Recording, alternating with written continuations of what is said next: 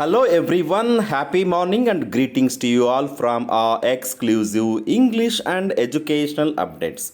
At the outset, we would like to congratulate all the youth teacher aspirants as well as the in-service teachers who have qualified in their respective categories.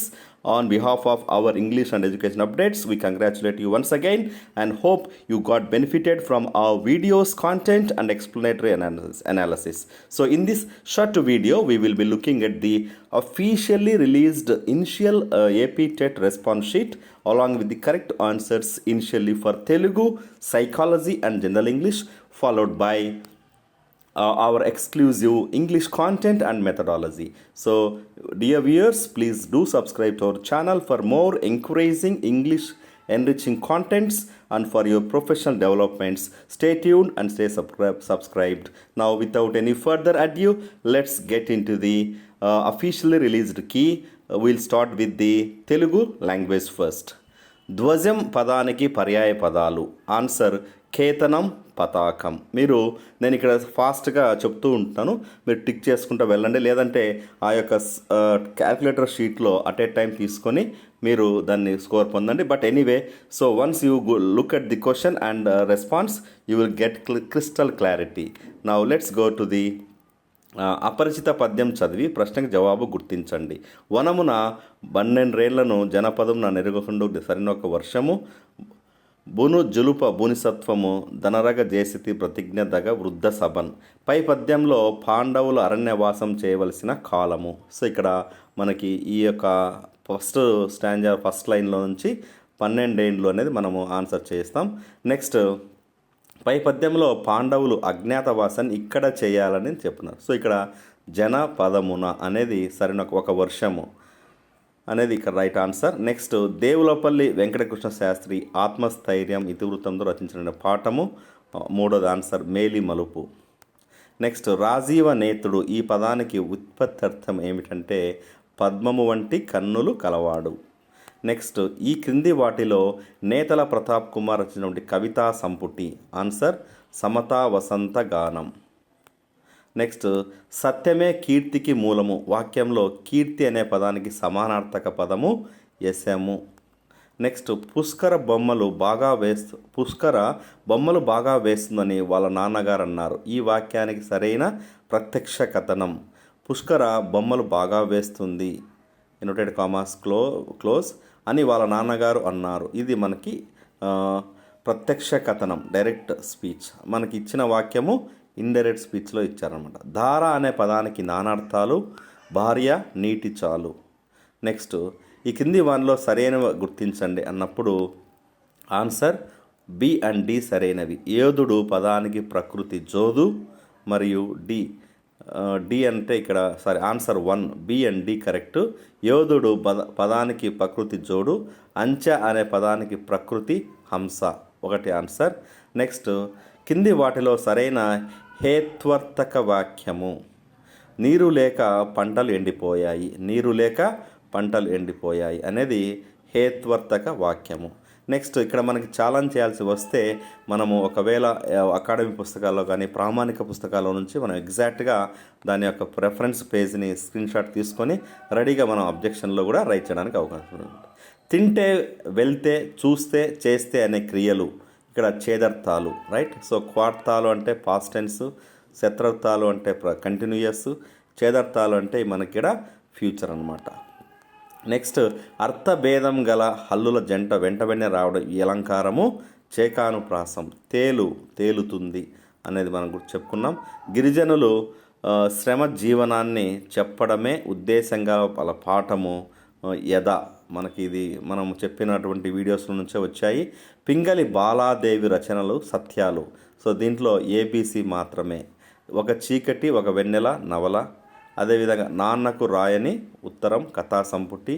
అదేవిధంగా C ప్రశ్న కవితా సంపుటి. గాజు బొమ్మలు కథా సంపుటి అనేది incorrect. Next మొదలు మోదుగా పూస్తే కొస సంపెంగ పూస్తుందా అనేది మనకి నానుడి. ఈ సామెత సరిపోయే పదం ఆన్సర్ మోదుగా. మిత్రమా నమస్కారం, జాతి వైరమున్న శత్రుమిత్రులము అని సమయస్ఫూర్తి పాఠంలో పనికినది. సో ఇక్కడ మనకు ఆన్సరు ఫలితుడు. అని పలికింది ఎవరు? మిత్రమా నమస్కారం, జాతి వైరమున్న శత్రుమిత్రులము అని పలికింది అంటే ఫలితుడు. 100 చిలుకకు ఒకటే ముక్కు ఈ పొడుపు కథకి ఆన్సర్ ద్రాక్ష గుత్తి. సో చాలామంది పంజరం రాశారు. సో నెక్స్ట్, విశ్వనాథ్ ఆనందకి చదరంగంలో ఉగ్గుపాలతో పెట్టిన విద్య. ఈ వాక్యంలో ఉగ్గుపాలతో పెట్టు అనే జాతీయానికి అర్థము చిన్నతనం నుండే అలవర్చుకోవడం. నెక్స్ట్, కరుణశ్రీ అనే బిరుదు ఇక్కడ మనకి జంధ్యాల పాపయ్య శాస్త్రి, రెండో ఆన్సర్. నెక్స్ట్, ఈ క్రింది వృత్త పద్యాలకు వాటి యతి స్థానంలో సరైన వాటిని గుర్తించండి అన్నప్పుడు ఆన్సర్ ఇప్పుడు 12 మాత్రమే మనకి ఏబిడి. ఉత్పలమాల 10, చంపకమాల 11, మత్తేమం 14. C1 ఇన్కరెక్ట్ కాబట్టి మనకి ఆన్సరు ఏబిడి కరెక్ట్ అని మనం గుర్తుపెట్టుకోవాలి. నెక్స్ట్, ఈ యొక్క లక్షణాలు అనేటివి మనకి ఆన్సర్ ప్రహసనం గురించి చెప్పబడ్డాయి. అదేవిధంగా ఈ సందులని సంబంధిత ఉదాహరణ అన్నప్పుడు ద్విరుత్వాకటర. సో 1 D అనమాట. సో చిట్టెలుక. నెక్స్ట్, గసడ దవా దేశ సంధి. నెక్స్ట్ ఆన్సర్ 1 అనమాట. సో 1కి D, 2కు C, 3కు B, 4కి A. ఈ విధంగా మనము ఆన్సర్ చేయవలసి ఉంటుంది, ఆన్సర్ చెక్ చేసుకోవాల్సి ఉంటుంది. నెక్స్ట్, క్రింది వాటిలో విశేషణ ఉత్తరపర కర్మధారాయ సమాసాల పదాలకి ఆన్సరు A అండ్ C. కపోత వృద్ధము మరియు కవిశ్రేష్ఠుడు. నెక్స్ట్, కింది వారిలో కవయిత్రి తిలక బిరుదాంకితురాలు అన్నప్పుడు ఆన్సర్ కొలకలూరి స్వరూపరాణి. అతిథ్యం పాఠంలో ప్రక్రియ ఇతిహాసం. ధర్మ నిర్ణయం పాఠంలో ధర్మ కోసం కన్న కొడుకుకే మరణశిక్ష విధించిన మేటిరాజు మాధవవర్మ. నెక్స్ట్, మనకి పై గద్యభాగంలో ఎక్కువ అనే అర్థం వచ్చినప్పుడు అతిశయం. 4వది అతిశయం అనేది గుర్తుపెట్టుకోవాలి, ఇక్కడ కరెక్ట్ చేసుకోవాలి. నెక్స్ట్, ప్రియమిత్రుడు శ్రీ నారాయణరాజు గారికి అంటూ లేఖ రాసినది 4వ సంజీవదేవ్. ఆహా, నీ చేతి రాత గుండ్రంగా రాస్తున్నావు. ఈ వాక్యంలో భాషా భాగాలు వరుసగా అవ్యయం, సర్వనామం, విశేషణం, క్రియ. ఈ విధంగా మనకి తెలుగు 30 మార్కులకి ఆన్సర్ చేసాం. నెక్స్ట్, ఇంగ్లీష్ సబ్జెక్ట్ రాసిన వాళ్ళు మనం ఫస్ట్ సైకాలజీ చూసుకొని నెక్స్ట్ జనరల్ ఇంగ్లీష్ మెథడాలజీకి వెళ్ళిపోదాం. So now we will go to the psychology part. A person who is fired out from a job says, I left that job because it's a waste job is an example of for this defense mechanism. So ఇక్కడ answer మనకి rationalization. So job చేయడం అనేది time waste అనేది హేతుకీకరణ. Next, correct statement తీసుకుంటే ఇక్కడ only A is correct. High emotional intelligence correlates significantly with higher parental warmth. So ఇక్కడ తల్లిదండ్రుల యొక్క ప్రేమాభిమానాలు తన యొక్క ఉద్వేగ ప్రజ్ఞకి డైరెక్ట్గా కోరిలేషన్ ఉంటుంది అనేది. రూబ్రిక్ అనే పదం రూబ్రికా అనే లాటిన్ వర్డ్ నుంచి వచ్చింది. నెక్స్ట్, ఇక్కడ ఇక్కడ ఇచ్చినటువంటి పర్సన్ ఇక్కడ ఇచ్చినటువంటి కనుగొన్నటువంటి అంశాలని మ్యాచ్ చేయాలి. సో రెండోది కరెక్ట్ ఆన్సర్. 1వది సి. సో మనకి అలెక్స్ ఎఫ్ ఆస్బార్న్ అనేవాడు brainstorming technique first time coin చేశాడు. సో ఈ విధంగా మనకి 1 C, 2 synectics methods, then 3 B 6 thinking hats Edward de Bono. ఈ విధంగా మనం సైకాలజీని కూడా కరెక్ట్ చేసుకున్నాం. సో ఇక్కడ correct statement regarding defence mechanism ఇందులో రెండోది answer both A and B incorrect. So daydreaming is an example of sublimation. Changing of goal is example for projection. So ఇక్కడ both A and B incorrect, రెండోది right answer. Next, A and B live in adjacent houses. A feels tensed about her 4-year-old daughter as she is growing slower than B's. So ఇది individual differences అనేది మనకు క్లియర్గా కనిపిస్తూ ఉంది. ఇక్కడ growth అనేది కూడా ఇండివిజువల్గా వైయక్తికంగా డిఫరెన్స్ ఉంటుంది. నెక్స్ట్, ఇది చాలా easy, Sigmund Freud. So answer 4 అనమాట. 1 బి. ఇడ్ అనేది ఇక్కడ ప్రిన్సిపల్ ఆఫ్ ప్లెజర్. ఈగో అనేది మనకి principle of reality. Super ego అనేది ప్రిన్సిపల్ ఆఫ్ మొరాలిటీ. నెక్స్ట్, ఇది హెవర్డ్ గార్డ్నర్ సంబంధించి రెండోది కరెక్టు. సో ఇక్కడ మనకి ఆన్సర్ బాడీలీ కైనెస్థెటిక్ ఉన్న వాళ్ళు స్పోర్ట్స్ పర్సన్స్గా అవుతారు, మిగతావి ఇన్కరెక్ట్ పెయిర్ అనమాట. నెక్స్ట్, ట్రాన్స్ఫర్ ఆఫ్ లెర్నింగ్ సంబంధించి answer 1 C theory of ideals. ఎలా గుర్తుపెట్టుకోవాలి? 1 సి థియరీ ఆఫ్ ఐడియల్స్. బాగుంటే ఐడియల్గా ఉన్నట్టు. అదేవిధంగా రెండవది ట్రాన్స్పోజిషన్ థియరీ అన్నప్పుడు రెండో దానికి వర్థమైర్ అండ్ థియరీ ఆఫ్ జనరలైజేషన్ అంటే సాధారణీకరణం చేయడం. సాధారణంగా ఏబిసిడీలు A to Z ఉంటాయి కాబట్టి జెడ్ అనే పదం గుర్తుపెట్టుకోండి, సార్లెస్ జెడ్. ఈ విధంగా మనము ఈ వీడియోస్లో ఎన్నో చెప్పాము షార్ట్ కట్స్. వాటిని కూడా మీరు ప్రీవియస్ ఎవరైనా టెట్ క్వాలిఫై కాకపోతే వాళ్ళు ఈ విధంగా మనం ఈ యొక్క ఛానల్లో అన్ని అంశాలని దాదాపు 90 వీడియో చేశాము. You can correlate and learn and get qualified in the upcoming special TET examination or forthcoming TET examination for both in service teachers and youth aspirants.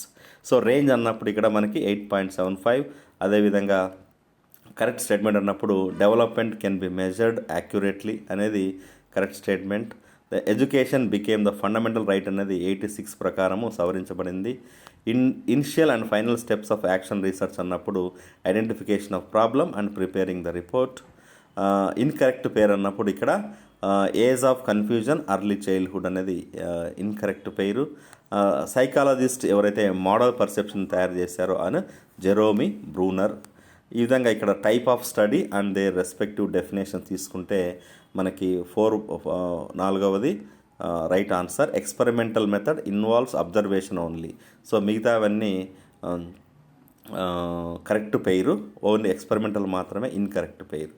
Next according to psychologist this is the stage of exploration and the stage of readiness. So answer early childhood అనేది right answer.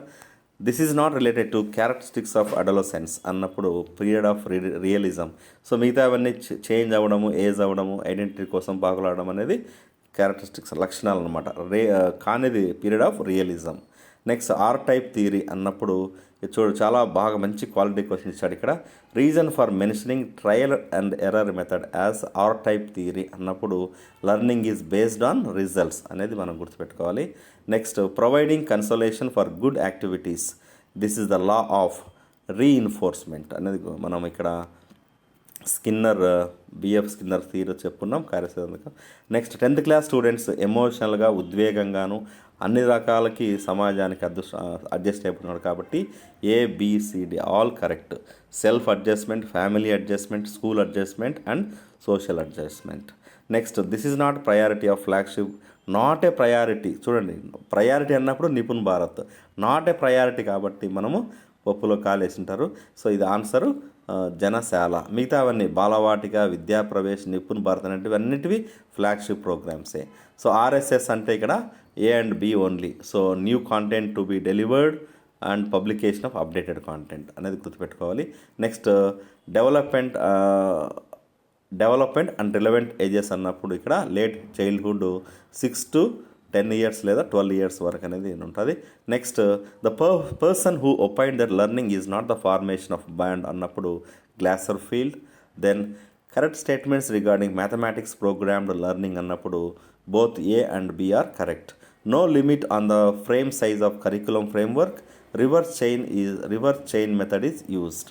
ఈ విధంగా according to పియాజే అన్నప్పుడు sensory motor phase. అదేవిధంగా mismatched pair. ఇప్పుడు control search కొడతాం మనం, control F కొడితే ఫైండ్ వస్తుంది. సో ఇక్కడ ఇన్కరెక్ట్ అన్నప్పుడు కంట్రోల్ సెంట్రల్ అలైన్మెంట్కి వేరేదనమాట. సో లెఫ్ట్ అలైన్మెంట్కి L గుర్తుపెట్టుకోండి, ఆల్కి కంట్రోల్ A, కంట్రోల్ F. ఇక్కడ సెంట్రల్ అలైన్మెంట్ కంట్రోల్ U ఉండాలి, కంట్రోల్ R కాదు అనేది మనం గుర్తుంచుకోవాలి. Next adjustment is a continual process by which a person varies his behaviour to produce more harmonious relationship between himself and his environment. So ఇక్కడ మనకు answer Gates. అదేవిధంగా this is in the first place of quick access tool bar. So మనం MS word open చేసినప్పుడు ఫస్ట్లో ఉండే options ఏమైనా ఉందంటే new అనేది గుర్తుపెట్టుకోవాలి. సేవ్ కాదు, అండూ కాదు, ఓపెన్ కాదు. ఈ విధంగా మనము తెలుగు సైకాలజీ కంప్లీట్ చేసుకున్నాం. సో నెక్స్ట్ వీడియోలో మనం ఈ నెక్స్ట్ దాంట్లో జనరల్ ఇంగ్లీష్ కూడా తెలుసుకోబోతున్నాం. So stay tuned and as well as general English plus content both we will look at in one video. Wish you all happy learning and keep learning. Do take care. Jai Hind.